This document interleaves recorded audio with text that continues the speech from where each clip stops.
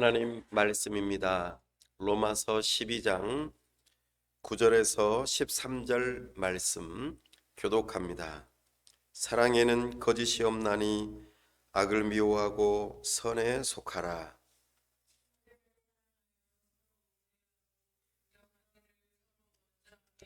부지런하여 게으르지 말고 열심을 품고 주를 섬기라.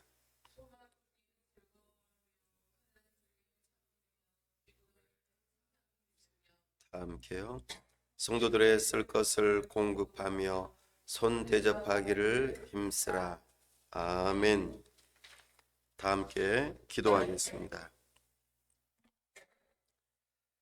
하나님 아버지, 은혜와 사랑을 감사합니다. 복되고 거룩한 주일 하나님 앞에 나왔습니다. 이 시간 우리와 함께 하시고 우리에게 은혜를 베푸셔서 하나님의 영광을 보게 하시고 하나님의 음성 듣게 하여 주옵소서. 성령 하나님, 우리의 눈과 귀를 열어 주옵소서.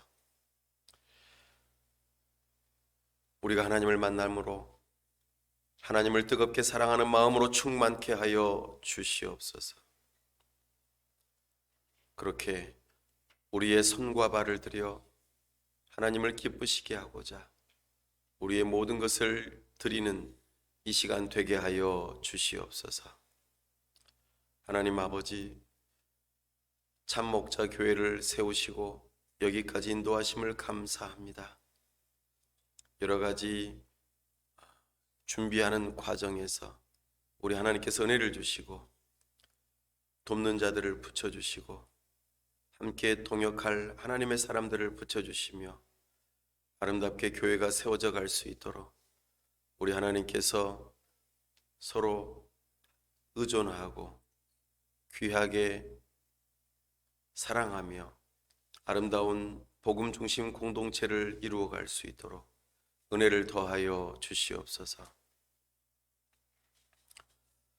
우리에게 사랑하는 부모님들을 주시고 참으로 저들을 통하여 이 세상을 보게 되었고 저들을 통하여서 우리가 이렇게 성장해 가고 있으며 무엇보다도 우리 주 예수 그리스도의 복음을 듣게 하시니 감사합니다. 저들을 위로하여 주시고 우리 하나님께서 날마다 도우시고 채우시는 은혜를 따라 감사함으로 모든 어려움들을 이길 수 있도록 도와주시고 우리 주님의 부모님들이 우리 자녀들을 위하여 눈물로 기도하며 헌신할 때 우리 하나님께서 기뻐 받으시고 저들을 통하여서 하나님의 나라가 이루어질 수 있도록 우리 믿음의 부모님들을 붙들어 주시고 은혜를 더하여 주시옵소서. 우리 하나님께서 이 시간도 함께 하여 주시고 이 나라와 민족을 불쌍히 여기시며 세우신 위정자들이 하나님을 경외하는 마음으로 법을 세우고 집행하고 이 나라를 잘 다스릴 수 있도록 지혜와 명철과 은혜를 더하여 주시옵소서. 아버지 하나님, 우리를 붙들어 주시고 이 시간 영광 가운데 임재하시며 우리가 주님을 기뻐하고 사랑하는 마음으로 충만할 수 있도록 은혜를 더하여 주시옵소서. 우리 주 예수 그리스도의 이름으로 기도하옵나이다. 아멘. 오늘은 복음에 합당한 삶 두 번째로 복음 중심 공동체라는 제목으로 주의 말씀을 선포합니다. 혹시 취중 진담이라는 전문 용어를 아십니까? 술의 힘을 빌어 속엔 이야기를 한다는 뜻입니다. 술은 우리의 이성을 억제하고 감성을 끌어올리는 역할을 합니다. 마음의 문, 빗장을 해제시키는 역할을 합니다. 그래서 평소에 마음에 담아두었던 것을 풀어놓는 이 역할을 수리하죠. 그래서 사람이 술 취한 중에 진심을 이야기한다. 그렇기 때문에 우리의 민낯을 밝히 보여주죠. 조금 부끄러운 모습도 되고 여러 가지 솔직한 모습들도 보일 수 있습니다. 그리고 용기를 내지 못했던 사람들도 용기를 내서 무언가를 표현할 수 있는 그런 시간들이 되기도 하지요. 우리는 사람을 만나게 되면 두려움과 교만한 마음을 품기 쉽습니다. 이 두려움은 진실한 관계가 되지 못하게 합니다. 교만은 이기적인 관계가 되게 합니다. 그러나 복음은 우리를 변화시키셔서 다른 사람 앞에서 진실을 말하게 하고 서로를 섬기는 일이 있게 합니다. 그리스도인은 술의 힘을 빌리지 않더라도 성령 하나님의 힘으로 속엔 이야기, 곧 진실을 말할 수 있습니다. 그리고 자기 중심적이지 않고 복음 중심적이기 때문에 서로 섬기는 사랑의 관계로 살 수 있습니다. 이것이 복음 중심 공동체가 만들어지는 아주 중요한 원리입니다. 교회를 통하여 복음 중심 공동체를 경험하는 것, 이거는 매우 놀라운 일입니다. 그래서 교회에 처음 오시거나 복음 중심 공동체를 경험해 보지 못하신 분들은 굉장히 놀라워합니다. 저 사람들이 저렇게 또 저렇게 속인 이야기를 다 털어놓다니 어떻게 대낮에 술도 취하지 않고 저런 솔직한 이야기를 할 수 있지? 놀랍다. 어떻게 맨정신으로 저런 이야기들을 할 수 있지? 라고 생각을 하고 또 그렇게 말을 하곤 합니다. 심지어는 나중에 저렇게 말해가지고 부메랑처럼 자기 자신을 해치게 되는 것 아니야? 라는 의심의 눈으로 복음 중심 공동체를 바라보기도 합니다. 또 어떤 분들은 꼭 교회를 다니고 거기에 속해야 하는가? 관계라는 것은 불편하고 거추장스럽다. 예수님은 내가 좋아하는데 교회는 너무나 위선적이기 때문에 함께 하고 싶지 않다. 그러면서 자기 자신의 과거에 매우 추웠던 그런 경험을 나누면서 교회 공동체로 모이는 것을 매우 꺼려합니다. 그래도 좀 더불어서 사는 삶을 중요하게 여기는 사람은 동호회처럼 교회를 생각하기도 하고 모이기도 합니다. 동호회는 자기가 좋아하는 것을 공통 분모로 사람들이 모여서 함께 무언가를 하는 곳이 동호회입니다. 축구를 좋아하는 사람은 축구 동호회, 낚시를 좋아하는 사람은 낚시 동호회, 여러 가지 이런 동호회 말이죠. 그러나 그 동호회 안에서도 적당한 거리를 두고 그렇게 갈등 없이 자기 스스로가 만족스러우면 그만인 그런 관계로 사람들이 살아가곤 합니다. 그러나 복음은 우리를 두려움에서 건져내어 담대하게 하고 교만함에서 낮추시어 겸손하게 함으로 선한 삶을 살아가게 하는 하나님의 능력이요 좋은 소식입니다. 복음은 선한 삶을 창조하는 정말 좋은 소식입니다. 그래서 오늘은 이 복음이 중심이 되는 교회 공동체, 이것을 알아보려고 합니다. 복음 중심 공동체. 복음이라는 단어를 많이 들어보셨죠? 그런데 이것에 대해서 이야기를 해보라고 하면 말문이 막히기도 하고 그냥 머리가 하얘지기도 하고 뭐라고 말해야 될지 잘 모르실 수도 있습니다. 오늘 복음을 이야기라고 하는 형식을 빌어서 말씀을 드리려고 합니다. 크게 네 가지 주제를 이야기하려고 합니다. 복음에는 네 가지의 이야기가 담겨 있어요. 첫 번째는 창조, 두 번째는 타락, 세 번째는 구속, 네 번째는 회복. 이 네 가지의 이야기의 주제가 담겨 있습니다. 창조, 타락, 구속, 회복, 완성이라고도 하죠. 먼저 창조부터 제가 들려드릴게요. 성경은 삼위일체 하나님을 말합니다. 어떤 하나님을 말한다고요? 삼위일체 하나님. 삼위일체 하나님은 삼위로 계시는 성부 하나님, 성자 예수님, 그리고 성령 하나님. 이 세 분이 한 하나님이라고 말합니다. 놀랍죠?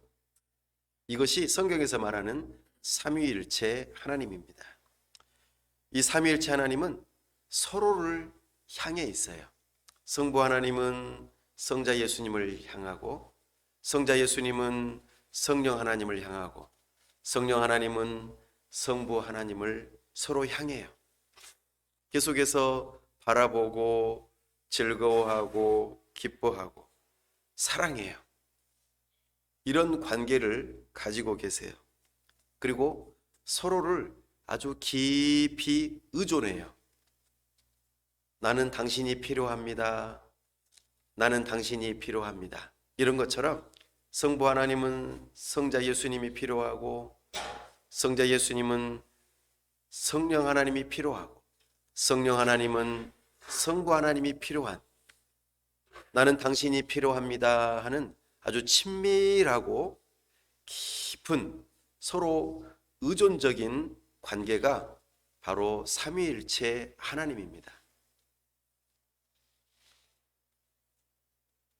놀랍죠? 삼위일체 하나님은 이렇게 서로가 서로를 깊이 바라보고 기뻐하고 즐거워하고 사랑하고 그렇게 만족하시는 그런 관계셨어요. 언제부터요? 이 세상이 창조되기 이전부터 말입니다. 창조는 그리스 로마 신화에서 말하는 신들의 어떤 필요, 너무 심심하다, 사람이나 만들어 볼까? 이런 차원이 아닙니다. 신들이 막 서로 싸우다가 병정놀이 하는 것처럼 사람들을 만들어서 내 편, 네 편 해가지고 막 싸움 붙이는 그런 차원에서 사람을 창조한 것이 아닙니다. 삼위일체 하나님께서 서로 사랑하고 기뻐하고 즐거워하고 서로 의존하는 그 관계, 너무나도 사랑이 흘러 넘쳐가지고 우리가 우리의 형상대로 사람을 만들자 이렇게 하신 것이죠. 그러니까 뭔가 부족해가지고 하나님께서 뭔가 부족하니까 온 세상을 창조하자고 하신 게 아니에요. 그 사랑의 열매가 창조예요. 이것은 마치 엄마 아빠가 사랑해서 우리 사랑하는 자녀들이 생긴 것처럼 말이죠. 뭔가 부족해서 그런 게 아니에요. 부모님이 너무나 사랑하니까 우리 사랑하는 자녀들이 이렇게 나타난 거예요. 이렇게 인간은 삼위일체 하나님의 형상을 따라서 서로 관계를 맺어요. 사람은 혼자 살 수 없어요.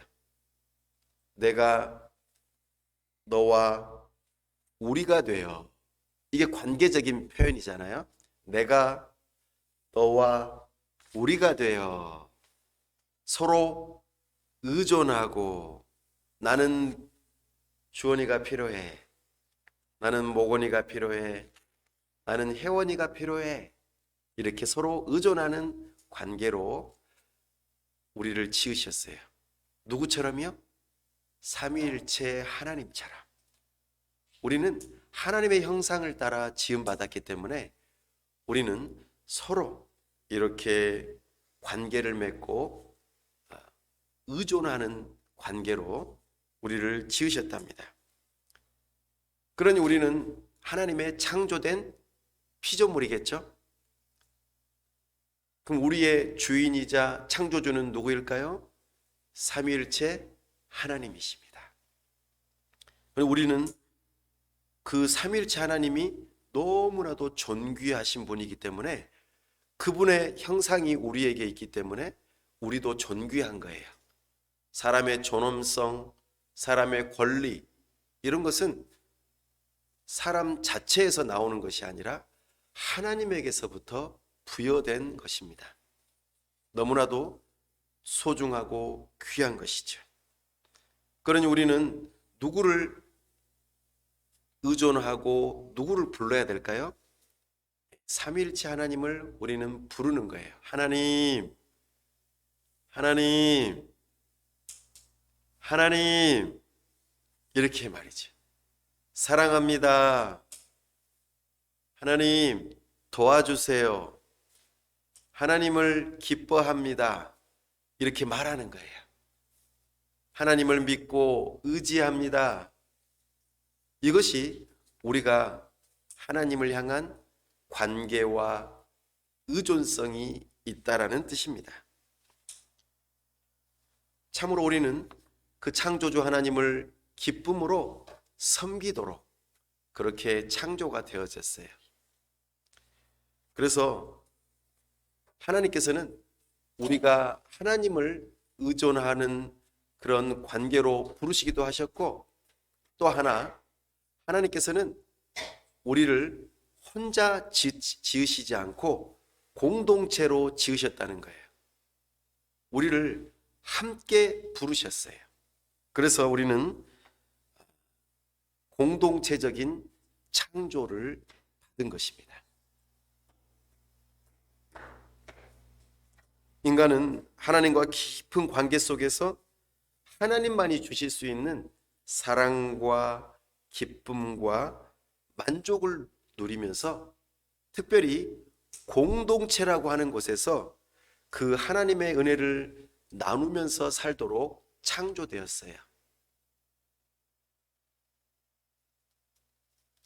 이것이 가정이고, 이것이 사회이고, 이것이 교회입니다.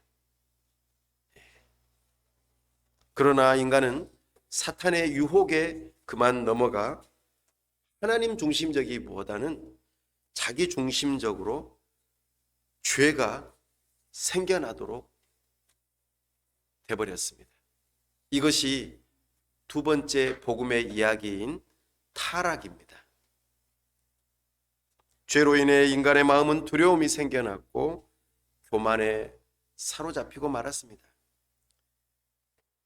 하나님께서 주시는 기쁨과 만족을 이제는 누리지 못하는 거예요. 그것을 잃어버린 사람들은 참으로 불안해하게 되죠. 그리고 두려움과 그 교만함이 무엇을 만들어내냐면, 하나님께서 그동안 주셨던 기쁨과 만족함을 대체하는, 대안적으로 자기가 무엇을 만들까요? 신을 만들어요. 아, 내가 하나님께서 주셨던 그 기쁨, 만족, 이것을 찾을 수 없기 때문에, 하나님을 찾지 않기 때문에, 그것을 대체할 만한, 그것에 준하는 뭔가 만족할 만한 신을 만들어 낸다는 것입니다. 우리는 이것을 우상이라고 부릅니다. 우리가 가진 모든 시간, 에너지, 충성, 돈, 이 모든 것들을 다 들여가지고 나의 생명과 정체성과 의미와 행복, 이것들을 나에게 주어. 내가 너한테 돈을 줄 테니까, 내가 너에게 시간을 줄 테니까 나에게 기쁨과 만족과 행복을 줘. 내가 살아가는 의미를 너가 주면 좋겠어 라고 하면서 사람들은 자기가 신을 만들어요. 이것이 우상이고 사람의 타락한 비참한 모습입니다. 그런데요, 사람이 그것으로 만족할 수 있을까요? 안타깝게도 만족할 수 없다는 것입니다. 우상은 결코 하나님께서 주셨던 그 기쁨과 사랑과 만족을 우리에게 가져다 줄 수 없어요. 비슷해요. 그러나 결코 주지 못합니다. 그리고 공동체를 통하여 우리에게 주셨던 그 놀라운 유익, 이것을 개인의 이익을 추구하고 자기 만족을 위한 도구로 바꿔버렸어요. 공동체도 우상이 돼버리는 것이죠. 내가 사랑하는 사람도 우상으로 만들어버리고, 우리가 함께 서로 사랑해야 할 공동체도 우상으로 만들어버려요. 결국에는 우리의 모든 관계가 망가지고 맙니다. 가족과의 관계가 망가지고, 우리 교회 공동체의 관계가 망가지고, 우리의 사회가 망가지는 그런 일이 생겨나고 말았습니다. 결국에 이런 인간들을 향하여 하나님께서는 공의로운 심판을 준비하고 있습니다. 이 하나님의 공의로운 심판은 불의한 것이 아닙니다.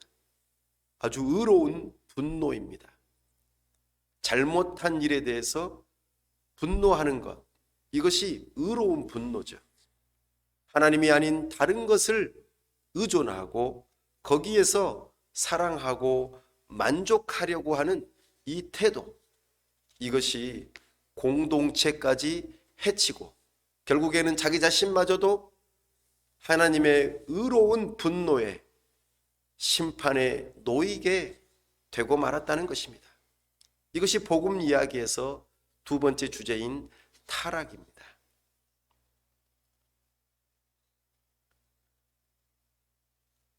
우리 인간은 하나님의 공의로운 심판, 의로운 분노로부터 구원받을 필요가 있습니다. 이것이 복음 이야기의 세 번째 구속이라고 하는 주제입니다. 그러나 우리 힘으로는 이것이 불가능합니다. 우리에게는 구원자가 필요합니다. 삼위일체 하나님은 삼위 가운데 한 부분을 떼어내서 특별히 성자 예수님, 아들의 자리를 떼어내서 우리에게 보내주심으로 이 문제를 해결하기로 결정하셨어요. 성자 예수님, 우리가 예수 그리스도라고 말하는 그분은 우리가 받아야 할 그 하나님의 진노와 저주를 대신 감당하기 위해서 이 땅에 하나님이신데 사람의 몸을 입고 오셨습니다. 우리와 똑같이 살아가시며 모든 고통을 당하시고 결국에는 저 십자가에서 고통 가운데 죽으시고 우리의 모든 죄를 다 담당하셨습니다. 뿐만 아니라 죄가 없으신 이 의로우신 예수님께서는 죽음에서 부활하셨습니다. 이제 우리는 하나님으로부터 상을 받을 수 있습니다. 왜냐하면 예수님의 그 의가 우리에게 주어지기 때문입니다. 예수님과 믿음으로 연합되어 공동체의 참된 기쁨이 회복되도록 우리에게 은혜를 베푸신다는 것입니다. 예수님은 우리의 죄를 대신하여 죽으셨기 때문에 이제 우리는 하나님의 심판대 앞에서 결단코 정죄함 없이 우리는 무죄가 될 것입니다. 우리는 이것을 가리켜 복음이라고 말합니다. 그렇다면 우리는 이 복음의 한 부분이 어떻게 하면 될 수 있을까요? 그 복음이 어떻게 나에게 복음이 될 수 있을까요? 그것은 믿음으로 가능합니다. 예수님의 위대한 용서를 마음으로 받아들이는 것입니다. 나는 하나님 앞에 받아들여졌다. 나는 예수님을 의지한다. 이런 믿음이 우리를 구원합니다. 이런 믿음은 예수님께 자기 자신을 헌신하는 것입니다. 우리가 지난 시간에 들었던 것처럼 산 제물로 우리가 하나님께 드리는 것입니다. 이제 우리는 그런 예수님을 믿고 의지하며 사랑할수록 자기 자신을 올바르게 보고 사랑할 수 있고 이제는 내 안에 있는 죄를 미워하게 됩니다. 이것이 네 번째 복음 이야기의 중요한 내용, 바로 회복입니다. 예수님을 믿을 때 우리는 죄의 책임과 속박에서 벗어납니다. 자유롭게 죄를 거부할 수 있고 하나님께 순종할 수 있습니다. 자유롭게 우리 자신에 대해서 이제는 죽을 수 있고 예수 그리스도와 그분의 목적 앞에 우리는 살 수 있습니다. 자유롭게 세상의 공의를 위해서 이제는 일할 수 있는 것이지요. 자유롭게 자기 자신의 영광을 위해서 살았던 그 삶에서 멈추고 하나님의 영광을 위해서 살 수 있는 존재가 된다는 것입니다. 타락으로 인하여 우리 안에 있던 교만함과 그리고 두려움이 이제는 겸손함과 담대함으로 바뀌어서 다른 사람을 만나고 다른 사람과 관계를 맺고 함께 공동체를 이루는 그 일에 이제는 나아갈 수 있는 길이 열린다는 것입니다. 이제 우리는 공동체가 결코 우상이 아니고 불편한 관계가 아니라 그 안에서 나의 연약함과 문제를 발견하고 또 그 공동체를 통해서 하나님께서 나를 새롭게 빚어가시는 하나님의 은혜를 경험하는 장소로 이제는 새롭게 바라보아지게 된다는 것입니다. 이제 우리는 이 공동체 안에서 그리스도를 사랑하듯이 그의 몸된 교회 공동체 지체들을 사랑하며 우리를 위해 모든 것을 다 이루신 그 은혜를 믿음으로써 정말 자유롭게 누군가를 섬김을 실천하면서 정말 아름다운 공동체를 경험하게 된다는 것입니다. 우리는 두려움과 교만을 내려놓고 나의 민낯과도 같은 그 연약함을 있는 그대로 공동체 앞에 가지고 나와도 괜찮다는 것입니다. 안전하다는 것입니다. 왜냐하면 우리 모두가 다 그런 존재들이기 때문입니다. 우리에게는 누가 필요한 것이죠? 바로 예수님이 필요한 것입니다. 우리에게 베푸신 그 예수님의 용서와 그 은혜를 서로가 경험하고 체험하고 믿기 때문에 교만과 두려움을 극복할 수 있는 것입니다. 이제 더 이상 관계에 대한 두려움에서 회피하여 도망가지 않고 적극적으로 공동체 안에 들어올 수 있다는 것입니다. 더 이상 공동체 안에서 자기 편을 만들려고 하지 않습니다. 문제를 회피하지도 않고 서로를 통제하거나 정죄하지 않게 된다는 것입니다. 우리에게 사랑으로 다가오신 그 하나님의 사랑으로 하나님을 사랑하고 우리의 교회 공동체 안의 지체들을 사랑하고 하나님의 방식으로 우리의 교회 공동체를 넘어서서 이제는 그 사랑이 흘러넘쳐 이 지역사회로 가 정말 우정을 쌓고 함께 그 사랑을 나누는 원동력이 될 수 있다는 것입니다.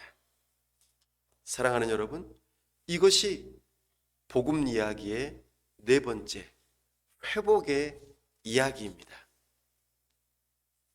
오늘 본문으로 돌아가 볼까요? 9절 말씀입니다. 시작. 사랑에는 거짓이 없나니 악을 미워하고 선에 속하라. 아멘.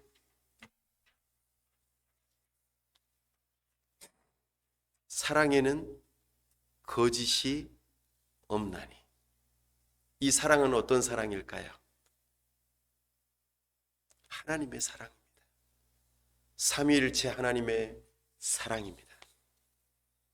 이 사랑은 너무나도 소중합니다. 그 하나님의 사랑이 우리의 눈에 보인 바 되었어요. 바로 우리 주 예수 그리스도의 십자가에서 나타났습니다. 이 사랑을 믿는 믿음으로 교회 공동체 안으로 들어오는 사람은 취중 진담으로 술에 취해서 술에 의지해서 술의 힘을 빌어서 내 마음을 열어놓고 내 민낯을 드러내는 것이 아니라 이제는 성령의 능력으로 그 주님의 사랑에 취해서 나의 허물과 연약함을 두려운 마음을 가지고 감추는 것이 아니라 여기는 안전한 곳이야. 이 교회 공동체는 안전한 곳이야. 왜냐하면 우리 모두가 다 그렇기 때문이야. 우리는 예수님이 필요하고 그 하나님의 은혜와 사랑을 입은 자들이야. 그러니 내 편을 만들 필요도 없고 감출 필요도 없고 저 사람을 정죄할 필요도 없는 사랑. 이 사랑은 거짓이 없습니다. 가면을 쓰지 않는다는 뜻입니다. 거짓이 없다. 어떻습니까? 사람이 연극을 할 때에 두려운 마음이 있어요. 그런데 가면을 쓰면 어떨까요? 사람들이 내 얼굴을 알아보지 못하기 때문에 사람들은 그 두려움을 가면으로 감추고 연극을 하는 삶을 살아갑니다. 혹시 여러분들의 삶 가운데에 이런 삶이 있지는 않습니까? 나는 괜찮은 사람이야. 나는 두려움이 없어. 나는 교만하지도 않아. 이러면서 자기의 가면을 쓰고 사람들 앞에서 행세하고 있지는 않습니까? 이것은 거짓입니다. 진실함이 없는 것이죠. 이것은 진짜 사랑이 아닙니다. 진짜 사랑은 우리 삼위일체 하나님의 사랑입니다. 서로를 깊이 의존하고 서로를 사랑하고 서로를 기뻐하는 그런 사랑 말입니다.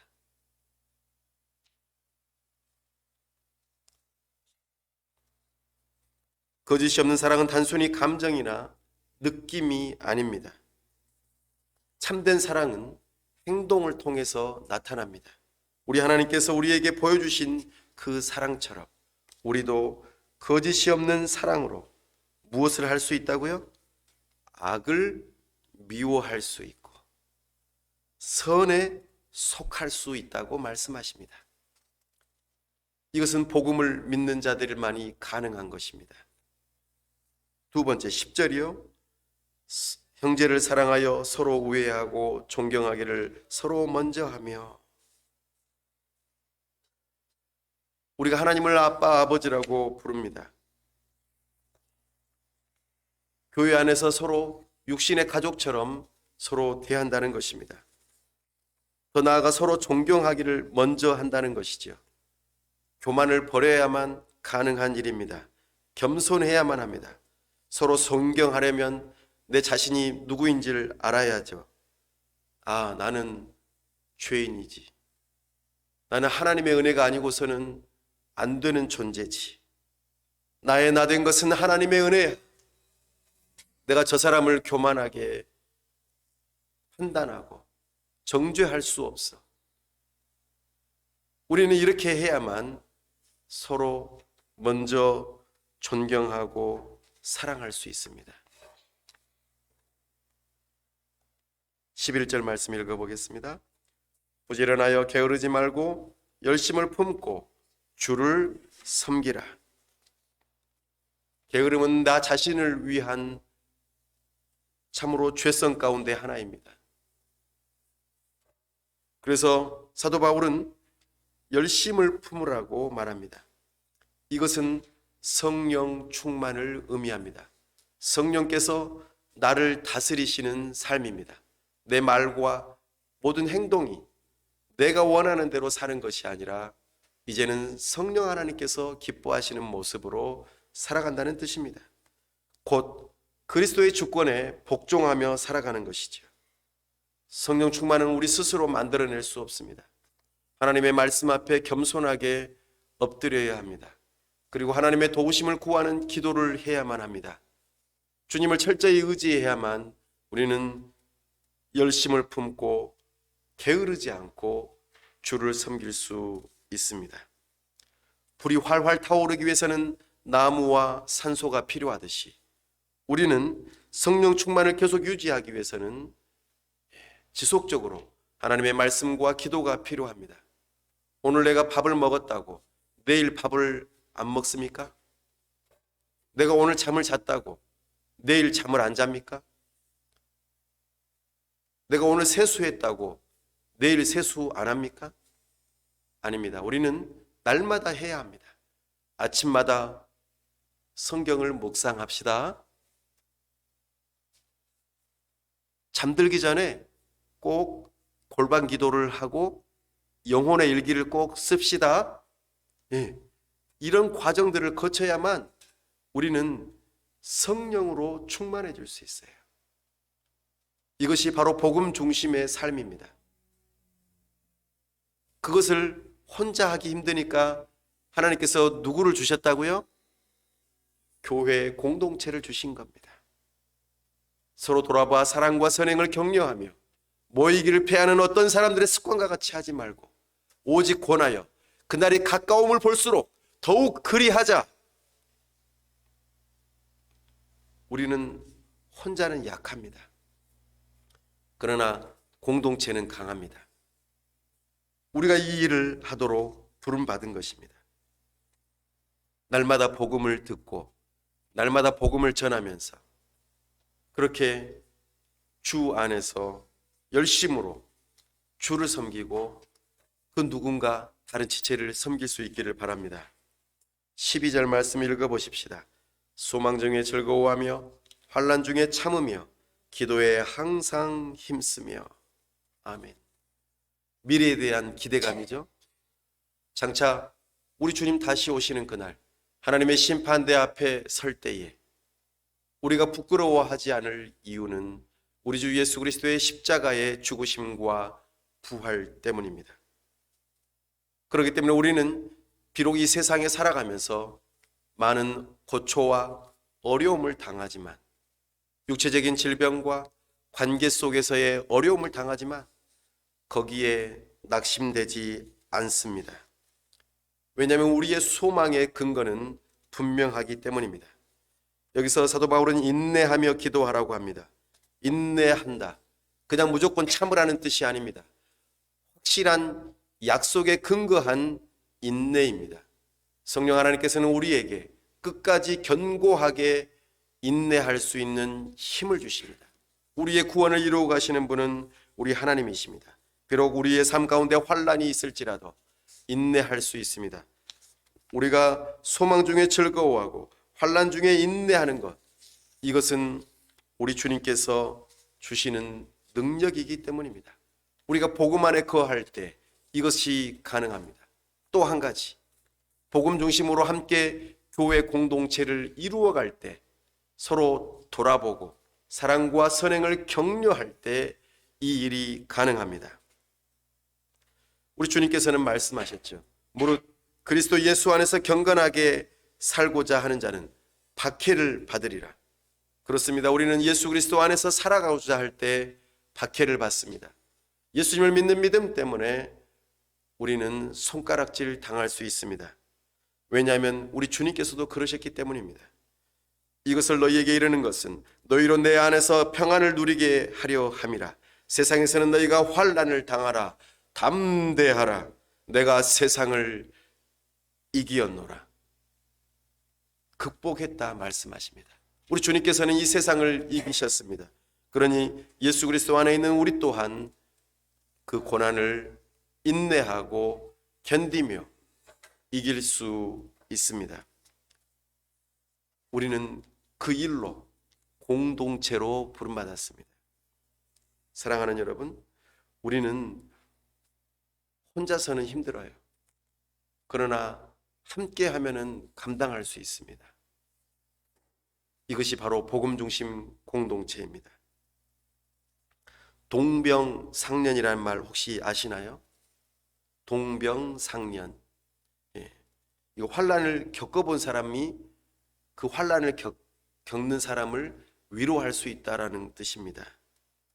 함께 아파하고 함께 위로하는 것이죠. 우리가 그런 존재입니다. 옆에 있는 지체들이 경쟁 상대입니까? 옆에 있는 교회가 경쟁 교회입니까? 이것은 세상의 가치입니다. 우리가 한 사람이라도 전도를 많이 해서 우리 교회가 잘 돼야지, 이런 생각은 잘못된 생각입니다. 하나님 나라에서 경쟁은 없습니다. 우리가 함께 잘 되는 것이 있을 뿐이죠. 사랑하는 여러분, 우리는 이렇게 살아야 합니다. 무엇보다도 우리가 이 세상 가운데서 고난을 당할 때 우리는 세상의 마음이 빼앗기지 않기를 바랍니다. 세상은 우리에게 고통을 가져다 줍니다. 물론 그 전에 기쁨을 준다고 하죠. 그러나 그 기쁨이 결코 오래가지 못합니다. 오히려 우리에게 환난을 가져다 줍니다. 이 세상은 우리에게 참된 소망이 아닙니다. 우리는 위의 것을 바라보아야 합니다. 이게 어떻게 가능하죠? 답은 똑같습니다.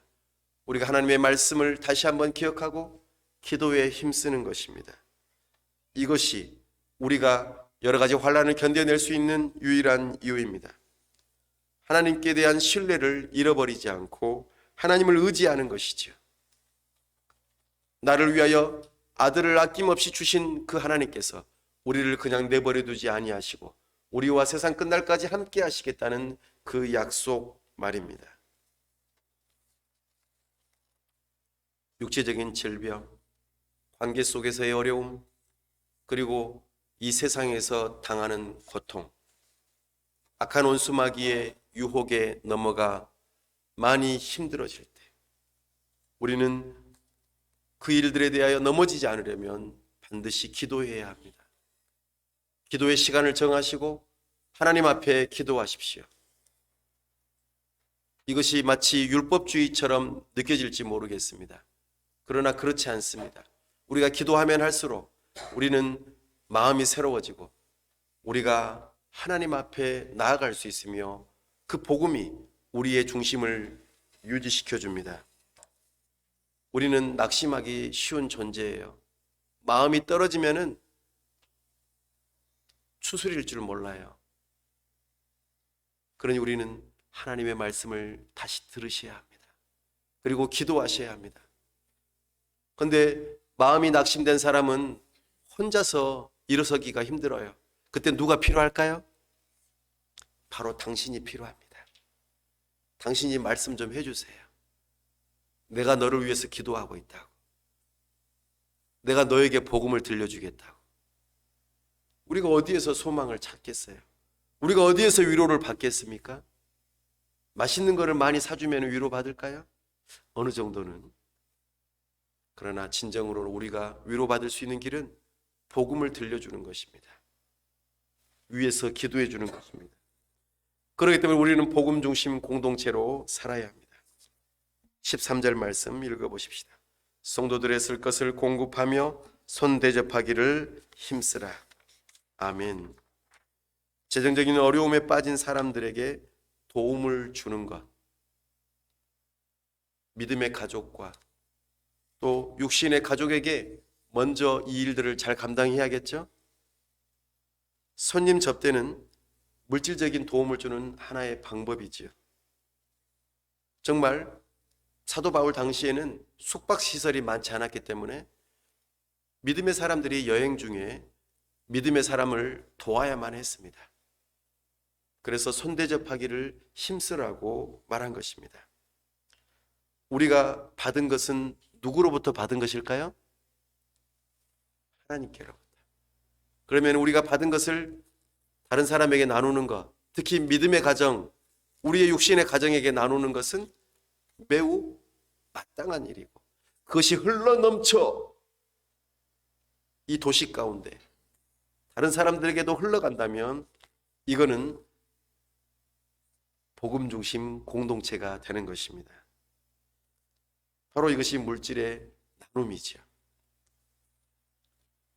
사랑하는 여러분, 우리는 이렇게 참으로 복음을 통하여 새로워지고 복음 중심 공동체로 부름을 받았습니다. 오늘 복음을 들으시고 어떻게 하시겠습니까? 교만과 두려움에서 벗어나 겸손과 담대함을 주시는 그 예수님을 믿고 의지하시겠습니까? 홀로 신앙생활하는 것이 아닌 복음 중심 공동체를 이루면서 사시겠습니까? 복음을 듣고 믿는 사람만이 오늘 말씀드렸던 그 공동체의 삶을 살 수 있습니다.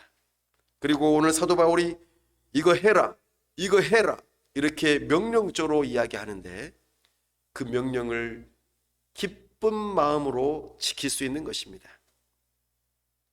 오늘 명령을 따르기 때문에 하나님께서 우리를 사랑하시는 것이 아닙니다. 우리를 이미 사랑하셨기 때문에 우리는 그 명령을 기쁘게 따라갈 수 있는 것이죠. 내가 인정받고 싶고 내가 안정을 누리고 내가 권력을 누리고 이렇게 하려고 공동체를 이용하려는 이런 태도에서 벗어나 다른 사람을 통제하려고 하는 그런 유혹에서 벗어나 용납하고 용서하고 서로를 돌아보고 거짓이 없는 사랑으로 공동체를 이루라고 오늘 우리를 부르고 계십니다. 그것이 없이 계속해서 나 중심적으로 공동체를 이루고 그렇게 살아간다면 우리는 너무나도 상처받고 정죄받고 결국에는 그 공동체는 무너지고 말 것입니다. 우리 복음 중심 공동체는 우리를 새롭게 빚어주시는 마음을 부드럽게 하는 하나님께서 주신 놀라운 은혜의 도구입니다. 우리의 신앙생활은 결코 혼자 할 수 없습니다.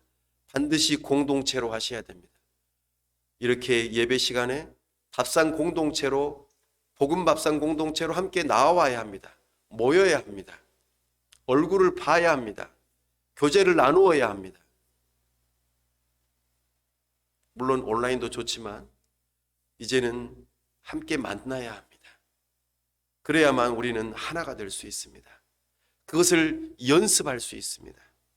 나 중심에서 이제는 우리로, 그리고 우리에서 이제는 그 사랑이 흘러넘쳐 세상으로 나아가는 그런 공동체, 이것을 선교적인 공동체라고 합니다. 선교라는 말은 보낸다라는 뜻입니다. 다른 말로 보냄을 받는다는 뜻이죠. 하나님 아버지께서 우리 예수님을 이 세상으로 보내신 것처럼, 그 사랑이 흘러넘쳐서 보내신 것처럼 우리가 그 예수님을 받아 그 복음이 우리의 것이 되었다면 이것이 누구에게 흘러가야 될까요?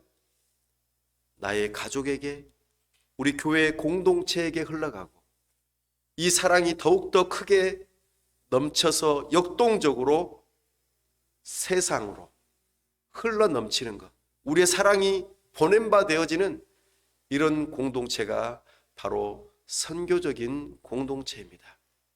이 부르심 앞에 우리가 아멘이라고 화답합시다.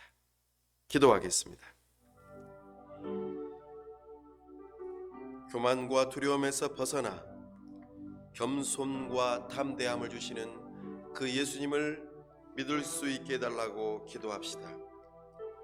이제는 혼자 신앙생활하는 것이 아니라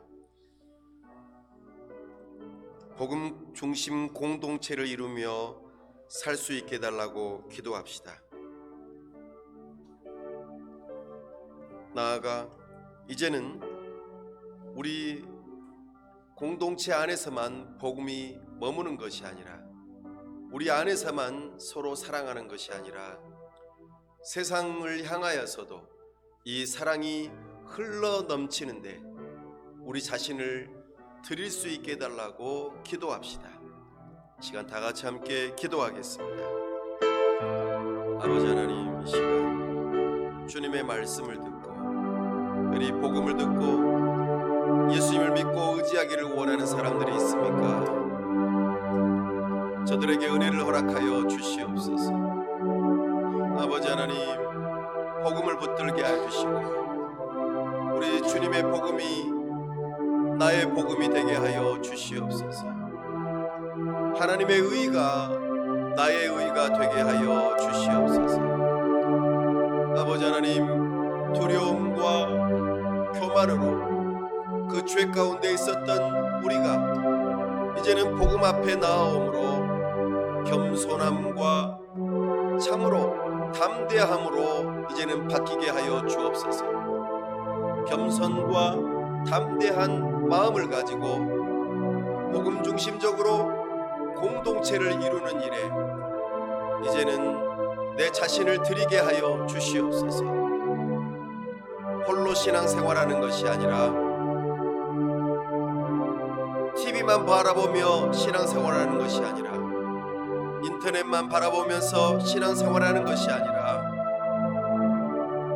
함께 이제는 얼굴을 바라보고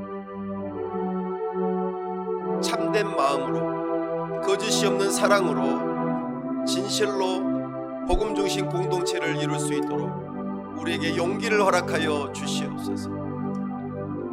우리 주님께서 주시는 그 사랑이 이제는 우리 교회 공동체 안에서만이 아니라 우리의 이웃들에게로, 이 지역사회로 흘러갈 수 있도록 우리에게 은혜를 베풀어 주옵소서.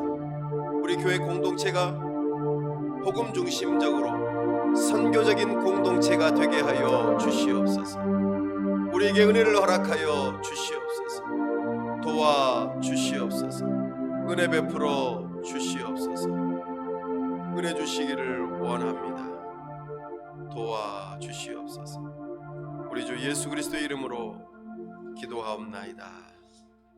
아멘.